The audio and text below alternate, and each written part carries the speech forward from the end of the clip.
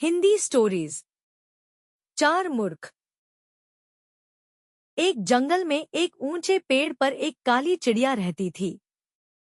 जब वह गाती थी तो उसकी चोंच से सोने के दाने झड़ते थे।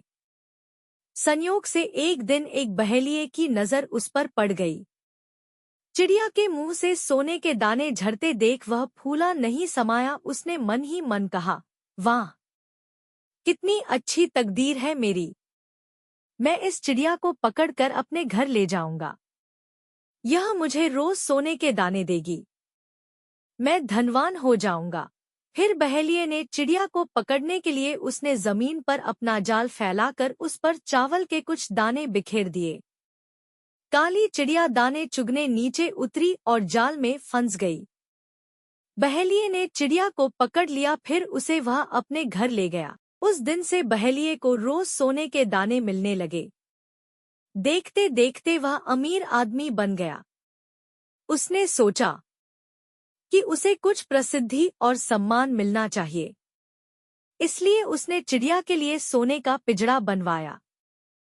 फिर उसने वह चिड़िया राजा को भेंट कर दी। उपहार देते हुए राजा से कहा, महाराज, यह चिड़िया आपके महल में मधुर गीत गाएगी, आपको सोने के कुछ दाने भी देगी। यह उपहार पाकर राजा बहुत प्रसन्न हुआ। उसने बहेलिये को अपने दरबार में ऊंचा ओहदा दिया।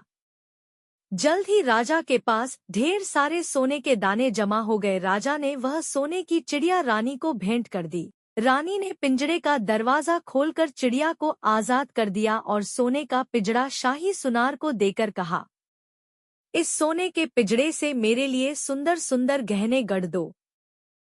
चिड़िया उड़ती हुई वापस जंगल में चली गई। अब रोज सवेरे वह चार मूर्खों का गाना गाने लगी। पहली मूर्ख मैं थी, जो बहेलिये के जाल में फंसी। दूसरा मूर्ख बहेलिया था, जिसने मुझे राजा को भेंट कर दिया। तीसरा मूर्ख राजा था, जिसने मुझे रानी को दे दिया। चौथी मूर्ख रानी थी, जिसने मुझे आजाद कर दिया।